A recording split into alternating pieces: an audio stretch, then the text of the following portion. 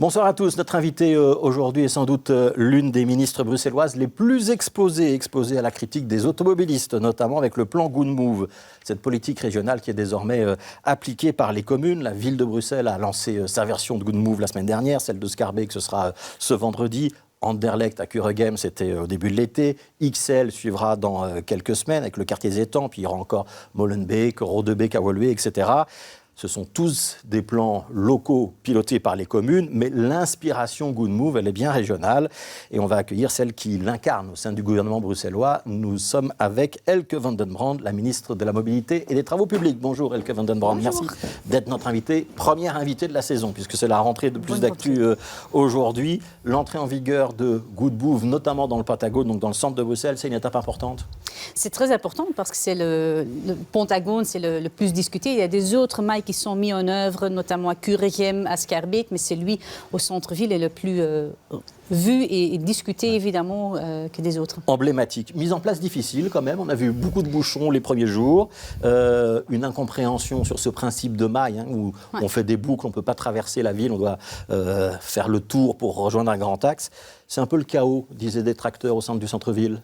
C'est vrai, au début de mise en œuvre d'un plan de circulation, on l'a vu aussi dans les autres villes. On n'est pas la première ville qui les met en œuvre, on a vu à Gand, d'autres villes. Au début, les gens doivent redécouvrir un peu leur chemin pour voir si je rentre chez moi, ça veut dire quoi, quel chemin prendre, comment sortir, comment entrer. Alors oui, ça demande une adaptation et je remercie déjà les gens parce qu'ils doivent redécouvrir un peu le chemin.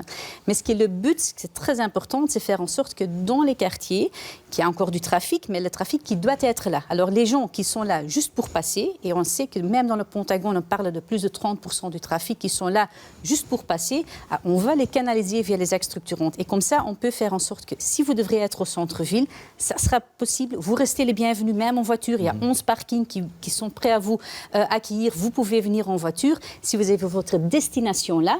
Et comme ça, on peut vraiment apaiser parce que le trafic qui ne doit pas être est mis sur les grands axes. Oui, donc on renvoie vers la petite ceinture. Je prends un exemple, la rue Royale, qui est coupée en deux maintenant à hauteur du croisement avec la rue de la Loi. Ça va quand même embêter beaucoup d'automobilistes. Cet axe-là, il n'était pas saturé. Enfin, il y a deux feux rouges qui étaient un petit peu embêtants. Ce n'est pas un endroit où il y a une pollution majeure. Pourquoi est-ce qu'on doit le couper? C'est quand même un axe. Il y a beaucoup des modes actifs, des piétons, des cyclistes qui étaient vraiment en difficulté. Alors, le couper fait qu'il y a encore du trafic local pour les entreprises qui sont là. Ils peuvent encore tout à fait y joindre. Mais tout l'axe qui était emprunté pour éviter un peu la petite ceinture qui engendrait les cyclistes, les piétons, ça va vraiment faire en sorte qu'il y a plus une envie d'y marcher, de rouler à vélo, ce sera plus à l'aise et comme ça sera beaucoup plus agréable aussi sur ces parties-là. Qu'est-ce que vous répondez à ceux qui vous disent c'est bien gentil, renvoyer systématiquement le trafic sur la petite ceinture alors qu'il y a des travaux importants dans les tunnels de la petite ceinture, tunnel Trône notamment? Ce n'était pas le moment, on aurait dû attendre 6 mois, 1 an de plus. Oui, mais si on attend, après, alors vous savez l'état de nos tunnels. Ils sont dans un état terrible. Oui. Alors on est en train de les rénover. Donc il y a un programme de rénovation sur plusieurs années. On avait d'abord le tunnel Annie-Cordy, il est fini. Maintenant c'est le Trône. Après il y a un autre tunnel, c'est le complexe de Arlois. Alors il y aura pour les prochaines 10 années probablement toujours des tunnels en rénovation parce qu'on doit le faire. C'est important, notamment pour faire en sorte que le flux doit être suivi. Si on ne veut pas ces rénovations... Est-ce que c'est pas trop, tout en même temps?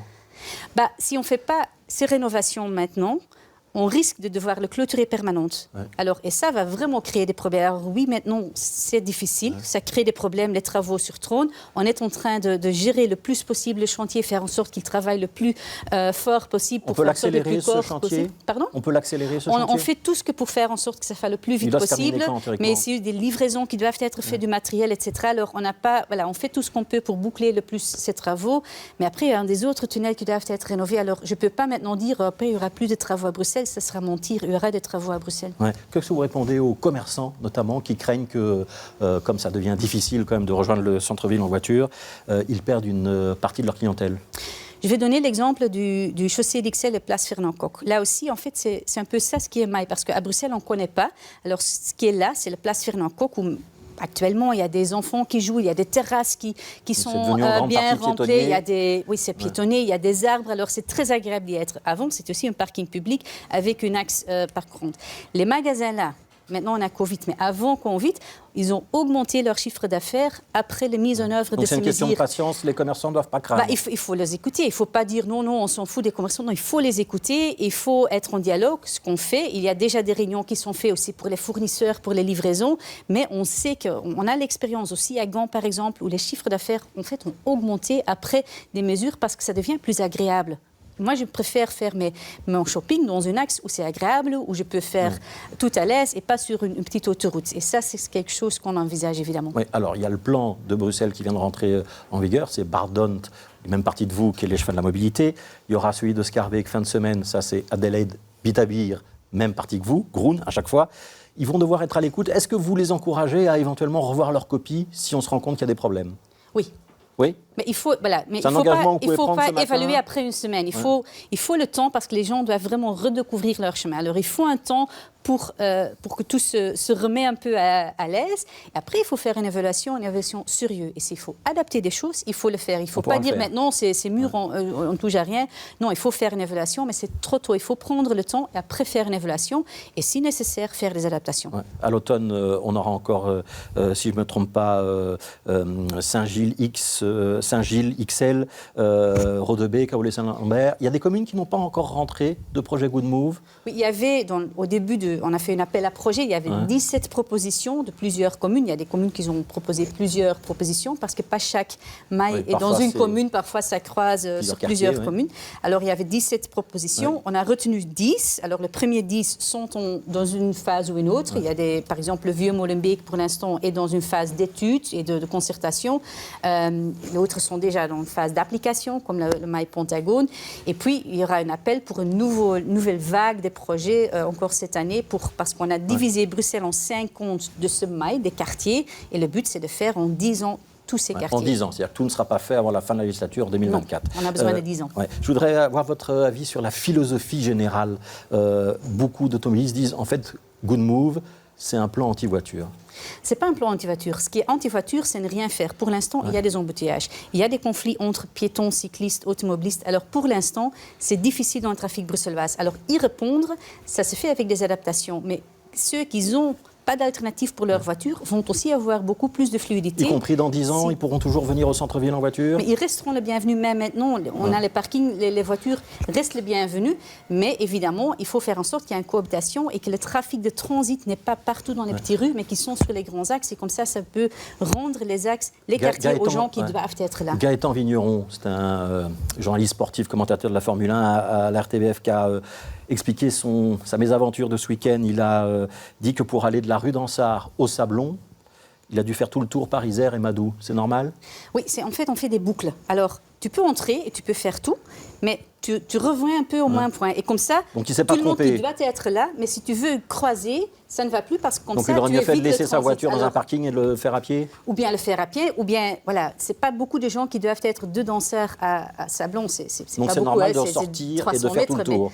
C'est l'idée de faire des boucles. Et oui, pour quelques gens, ça sera un peu un détour, mais c'est surtout pour ceux qui vont croiser, notamment pour croiser, ne pas pour y être, le transit. Et c'est pour eux, pour décourager eux de prendre ce trafic-là. Alors, il me reste 3 minutes. Je voudrais qu'on parle de la STIB, parce qu'à partir de lundi prochain, il y a les écoliers qui rentrent. Il y a aussi la STIB qui adapte ses horaires. Alors, il y a quelques bonnes nouvelles. Il y a le métro toutes les 5 minutes. Oui. Dans le centre-ville, donc toutes les 10 minutes en bout de ligne. Et toutes les... pour la ligne 71, je dirais, le métro. Toutes les 5 minutes pour le centre-ville, toutes les 10 minutes lorsqu'on est dans les extensions du métro, et bus 71 toutes les 4 minutes au lieu de 5 aux heures de pointe. Oui. Ça va beaucoup changer, ça, ou pas? Ça va changer. Et pour le métro, on avait déjà augmenté dans les heures de pointe, on est déjà à 2 minutes 30. Alors, on augmente la fréquence du métro, du bus et des trams existantes. Maintenant, c'est vraiment la ligne 71 qui est le plus utilisée de Bruxelles, qui aura une bus chaque 4 minutes. Il y a des autres lignes, les lignes 20, les lignes 60, 79, la ligne 49, qui vont tous avoir une augmentation de fréquence sur laquelle les gens vont profiter, évidemment. Donc ça, c'est à partir de lundi prochain. Il y a quand même une petite difficulté, c'est le nouveau calendrier scolaire francophone et le calendrier scolaire néerlandophone qui ne sont plus les mêmes. Donc ça pose une petite difficulté à Bruxelles. Qu'est-ce qu'on fait à la STIB? On s'adapte sur On s'adapte sur les deux. Alors les heures sont un peu décalées. Alors le phase congé scolaire est un peu adapté. Qu'est-ce qui va se passer pendant les phases de congé scolaire?